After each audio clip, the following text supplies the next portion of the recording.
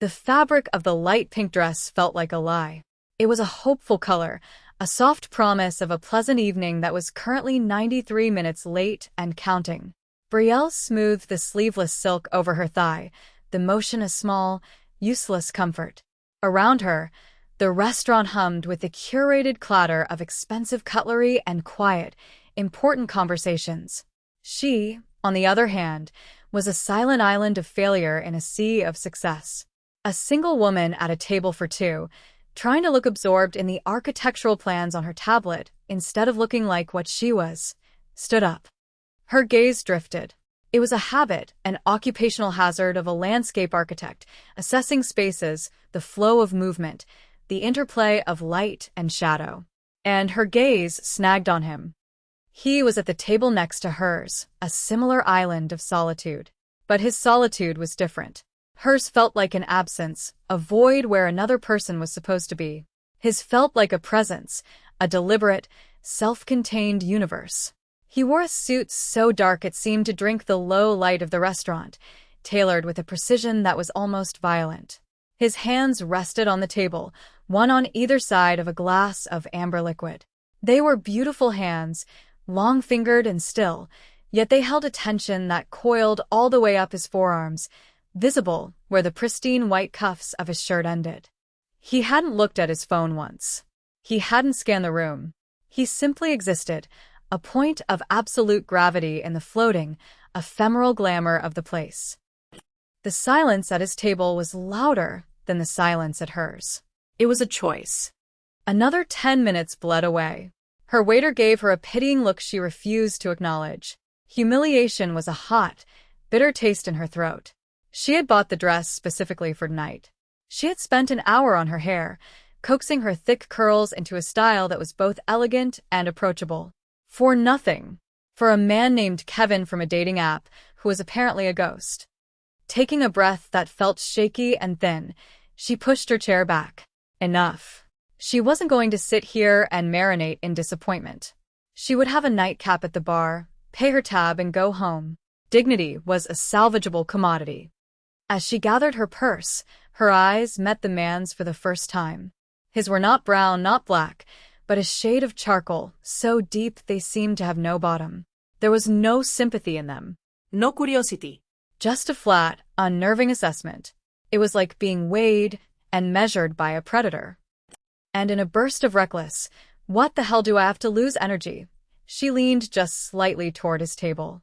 Her voice was a whisper, a conspiratorial murmur meant only for him, a shared joke between the abandoned. "Your blind date didn't show up either?" The corner of his mouth did not twitch. His eyes did not soften.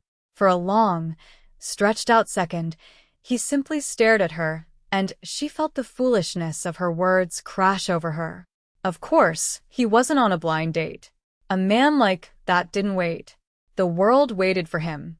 He was here for a meeting, a transaction, something cold and sharp and monetized. He was about to dismiss her, she knew it. A curt word, a flick of his eyes away from her, and she would shrink back into her chair, the humiliation complete. But then he did something else. He inclined his head, a gesture so minimal it was almost imperceptible. He was not worthy of the dress, he said. His voice was a low baritone, smooth as the whiskey in his glass, but with an undercurrent of something hard, like stones beneath a river. It wasn't a compliment. It was a statement of fact, an observation. The words landed in the air between them, and Brielle felt a slow, unfamiliar heat creep up her neck. He hadn't looked at her body, not in the way men usually did, with a quick up-and-down appraisal. He had simply seen her, the entire picture, the dress, the hope, the disappointment, and distilled it into a single, devastating sentence. Before she could formulate a reply, before she could decide whether to be flattered or unnerved, the world dissolved into chaos. It started not with a bang, but with a series of sharp, pneumatic pops, like a champagne cork being opened a dozen times at once. Then, the sound of shattering glass, a crystalline symphony of destruction as the entire front window of the restaurant imploded. Screams erupted, high and thin and animal. The curated hum of the room became a cacophony of terror. Brielle's training, the part of her brain that assessed structural integrity and safety protocols, screamed at her to get down, to find cover. But her body was frozen, caught between the before and the after. The man was not frozen. He moved with a surreal, liquid grace. One moment he was sitting, the next he was a wall of dark wool and muscle, his arms snaking around her waist, pulling her from her chair and down to the floor behind the heavy oak of his table.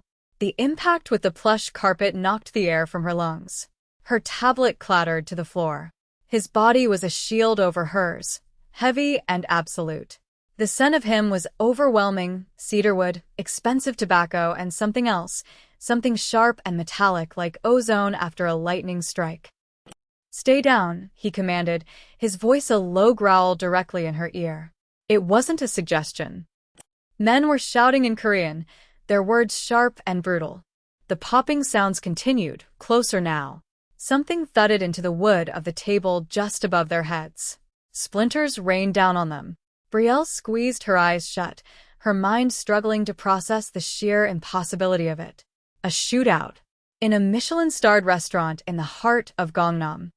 The weight of him was both terrifying and strangely calming. He was solid, an anchor in the storm of violence. She could feel the coiled power in his muscles, the way he was braced for impact. He wasn't afraid. He was waiting. The exchange of fire was short, brutal, and efficient. It ended as abruptly as it began. The sudden silence was more deafening than the noise. It was filled with the sound of a woman weeping somewhere across the room, the distant wail of sirens, and Brielle's own ragged breathing against the starched cotton of his shirt. He didn't move for a full 10 seconds. He was listening, assessing. Then, with the same deliberate control, he shifted his weight off her. Cool air rushed into the space where his warmth had been. "Do not move from this spot," he ordered. He rose to his feet, a seamless, elegant motion that defied the chaos around them. Brielle risked a glance over the edge of the overturned table. The beautiful restaurant was a war zone. Shards of glass glittered like deadly diamonds on the floor. Tables were overturned. Patrons were huddled on the floor, crying or staring into space with shell-shocked eyes. Several men in black suits lay on the floor, unmoving, dark pools spreading slowly beneath them on the white marble. His men, she realized, and other men, dressed differently, lay there too. He stood in the center of it all, untouched. Another man, his face grim, hurried to his side, speaking in low, urgent Korean. The man in the suit, her accidental protector, replied with a few clipped words, his gaze sweeping the room. His eyes landed on her. And in that moment she understood. This wasn't random. This was for him. The attack was for him. He walked back to her, his expensive leather shoes crunching softly on the broken glass. He looked down at her, his face an inscrutable mask. The calm he projected was more frightening than any panic would have been. "You are a witness," he said. It was not an accusation. It was a classification. "I didn't see anything," she said, her voice trembling. "I was on the floor. I saw nothing."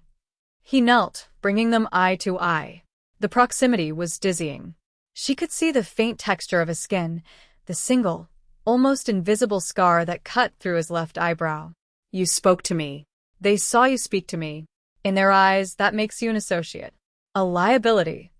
His hand came up, and for a terrifying second, she thought he was going to strike her, to silence her permanently.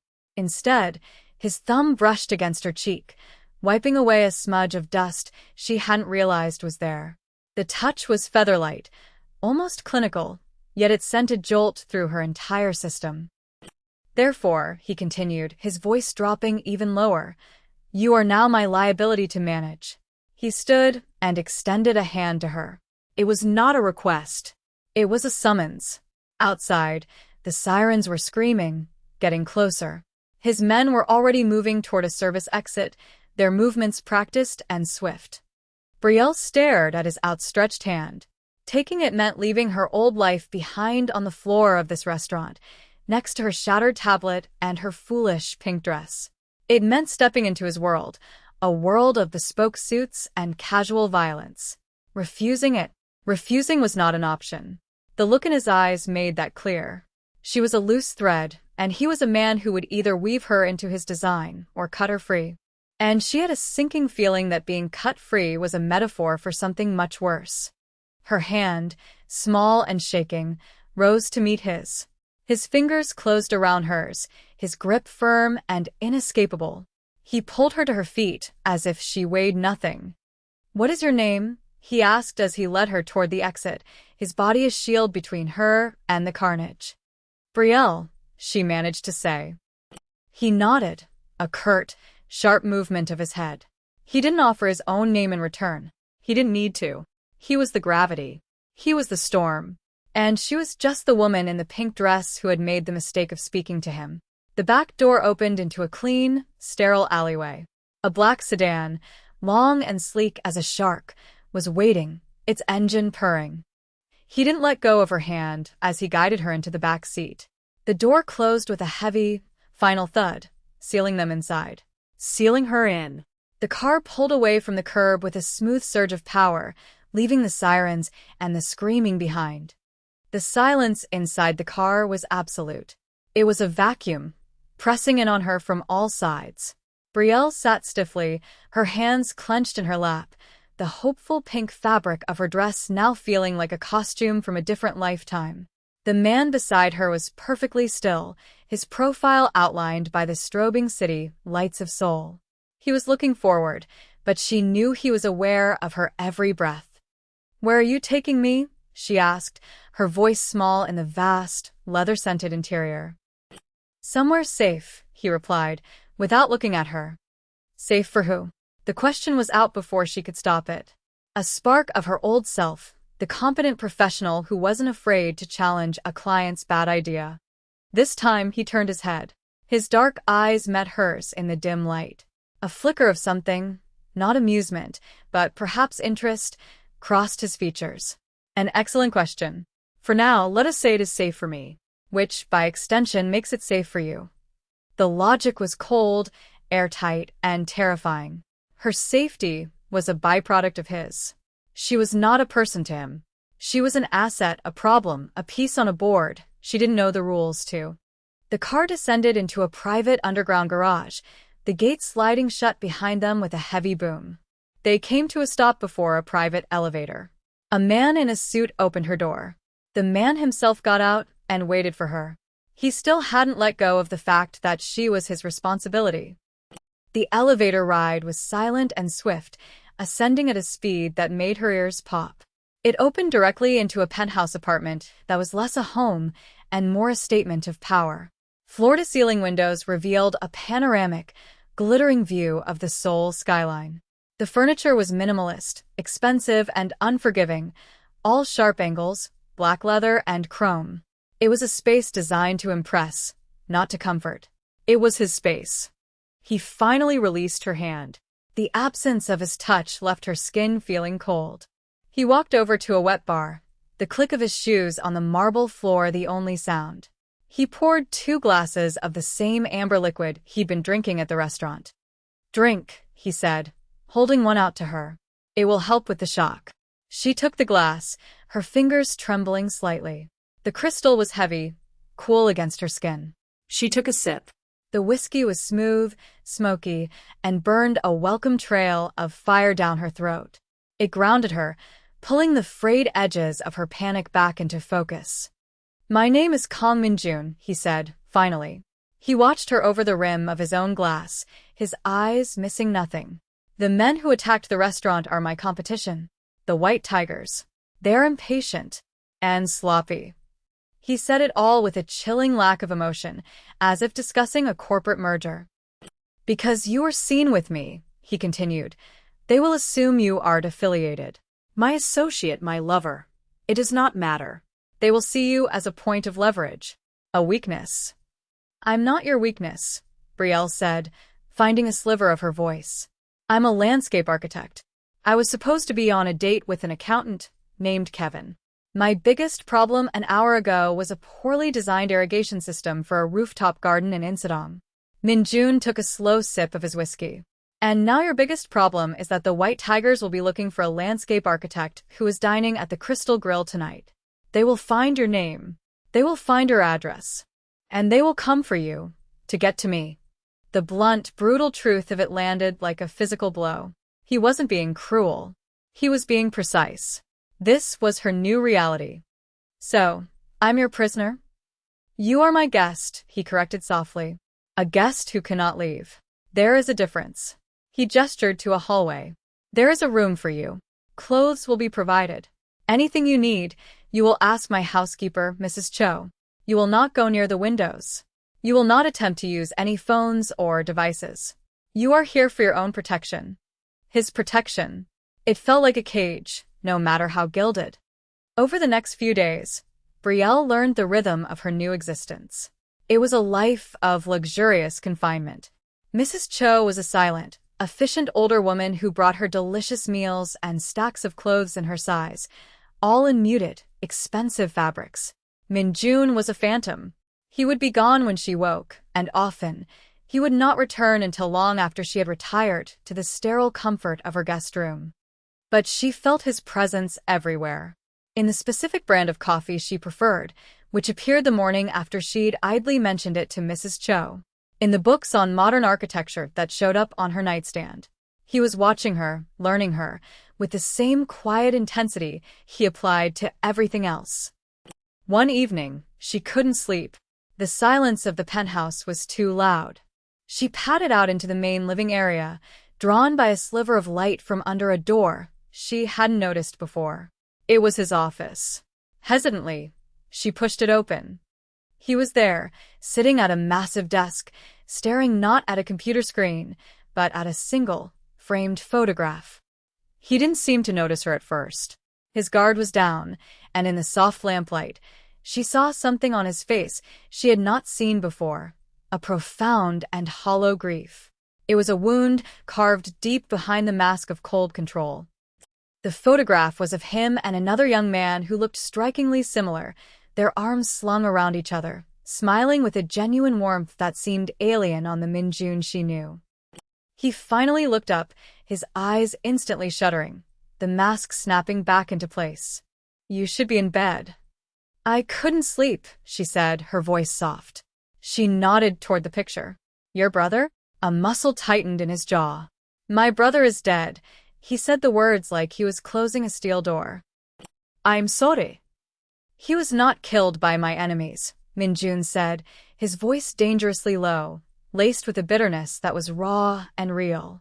He was killed by his own ambition. He sided with the White Tigers. He thought he could take my place. He arranged a meeting, a supposed truce. It was a trap. Our father went in his place, trying to save the family honor, trying to save his treacherous son. The Tigers killed him. And Jinwoo, my brother, was caught in the crossfire of his own betrayal. The story hung in the air, heavy and poisonous. This was his wound. The betrayal that had hollowed him out, that had taught him to trust no one. He had lost not just a brother and a father, but the very concept of loyalty, all in one night. That's why you were alone at the restaurant, she whispered, understanding dawning. It was the anniversary. He didn't confirm it, but the sudden, sharp tension in his shoulders was answer enough. He had been marking a day of grief, isolated in his power, when she had blundered into his life with a foolish joke about a blind date. That was the moment everything changed. He was no longer just a monster, a captor. He was a man, one who had been wounded so deeply he'd encased himself in ice to survive. A few nights later, the ice cracked. She was woken by the sound of shouting from the living room. Not the calm, controlled tones Min-jun usually used, but something sharper, angrier. She crept to her door and listened. He was speaking in rapid Korean with one of his lieutenants. She couldn't understand the words, but she understood the tone. Something was wrong. She heard her own name, and the name of her firm, Brielle. Landmark Designs. Her blood went cold. She pushed open the door and walked into the living room. Min-jun was standing by the window, his back to her, the phone pressed to his ear. He saw her reflection in the glass and ended the call abruptly. What is it? She demanded. What's happened? He turned to face her. For the first time, his control seemed tenuous. "They found your office," he said, his voice flat. "They left a message. For me." "What kind of message?" He didn't answer.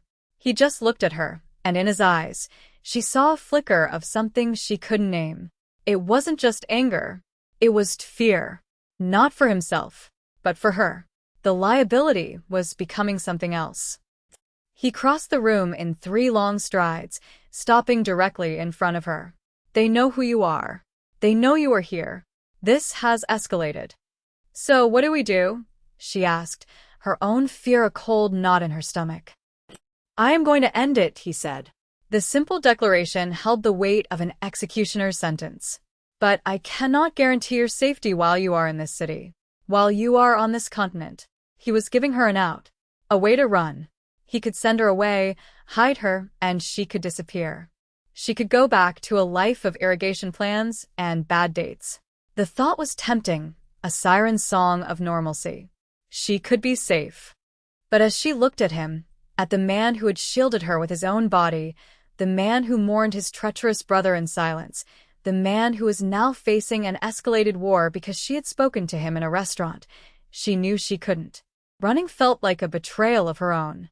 It was illogical. It was insane. But it was the truth. "No," she said, the word quiet but firm. "I'm not running." He stared at her, his expression unreadable. "You do not understand. They will not hesitate to use you. To hurt you." "And you think I don't understand that already?" She shot back, a surge of anger cutting through her fear. "I've been your guest for weeks. I know what you are. I know what they are. But leaving now just makes me a target without a shield. My best chance of survival is with you." She told herself it was survival instinct. It was a lie. It was something more complicated, something she refused to name. He took a step closer, crowding her space, his presence immense. "Staying is a choice you cannot unmake, Brielle." He said her name differently than anyone else had. He said it like it was a secret, a possession. "I know," she whispered. "I'm making it anyway." The silence between them was not empty. It was charged, electric, a space where 1,000 unspoken things fought for air. He was a killer, a crime boss, a monster in a bespoke suit. And she was choosing to stand in the monster's shadow, hoping it was the safest place to be. She was choosing him.